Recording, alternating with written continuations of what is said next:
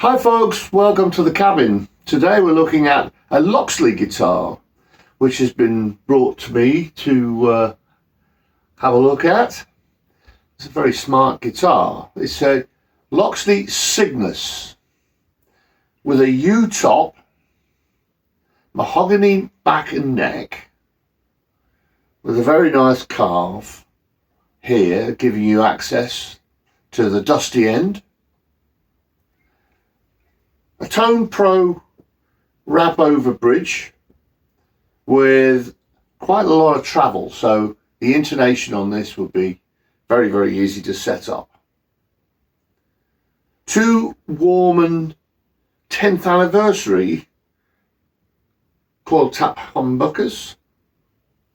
These have kind of an open plastic top to them, so you can see the coil. The usual 4 controls with very complimentary wooden knobs, which have got a rubber ring on them for extra grip, and of course the volume controls provide the coil tap facility. The usual toggle switch.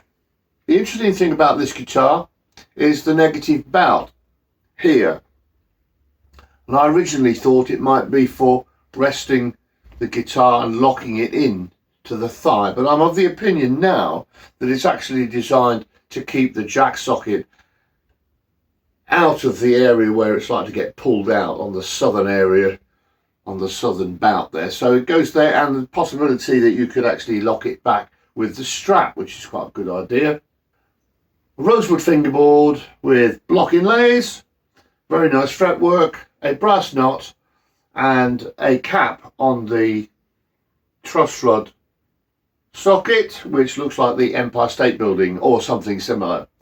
Sperzel locking tuners, and this guitar's been stamped on the back as a 2120 Loxley Cygnus.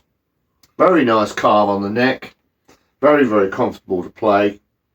I call it a soft C personally, but I'll be corrected on that. It's inlaid with an L on the headstock. Weight wise, very, very acceptable, not too heavy, not too light, and it sits on the knee, or it will hang on the strap quite pleasantly. Let's give it a run. Starting with the neck pickup.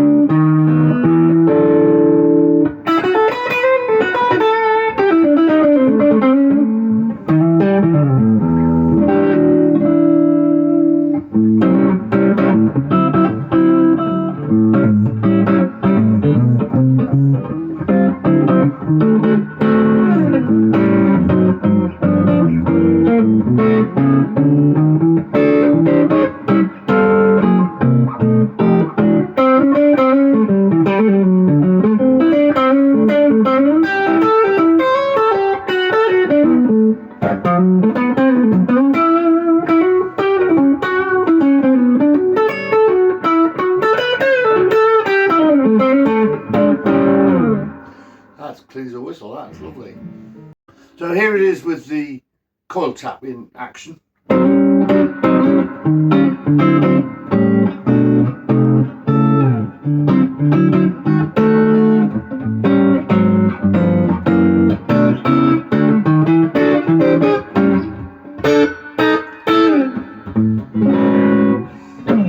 Yeah, okay. Treble pickup.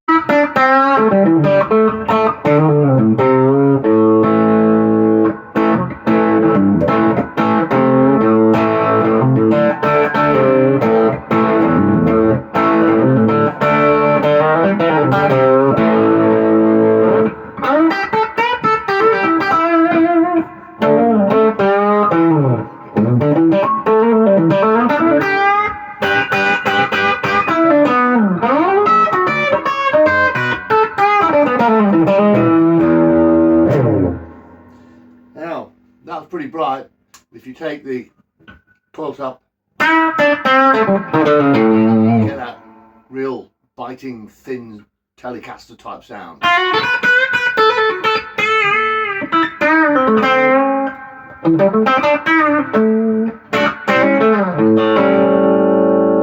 Now the interesting thing about all these double humbuckers is that when you use it in the middle position, on this style of control pattern, you're able to blend the two together. Not all guitars do that. And this one has the benefit, as per certain other guitars of similar design, where either one of the volume controls becomes a master volume, which is quite useful.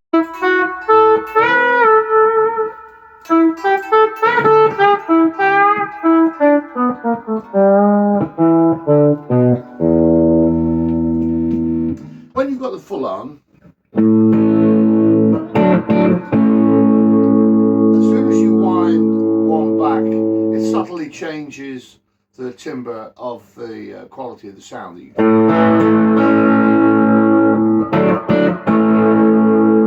of course you can do the other way.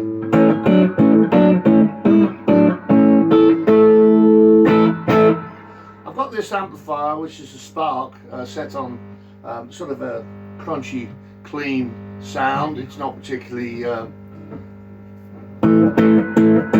distorted, but it has got a little edge to it, and when you back off the volume controls, it cleans up the sound even more. So this is quite good for playing live. You can back off and make sure you've got enough volume on the amplifier so that when you wind it back in again, you've got a little bit more power for your solo. And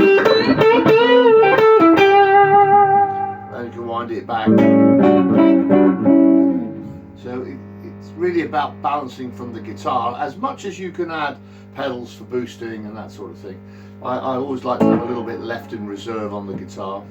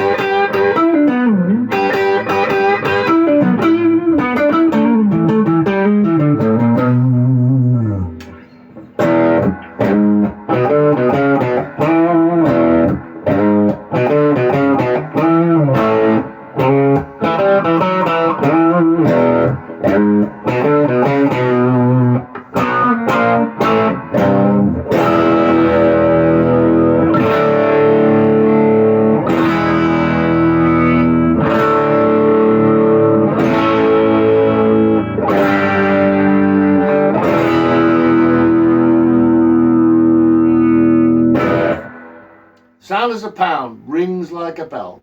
The Loxley Cygnus. See you soon.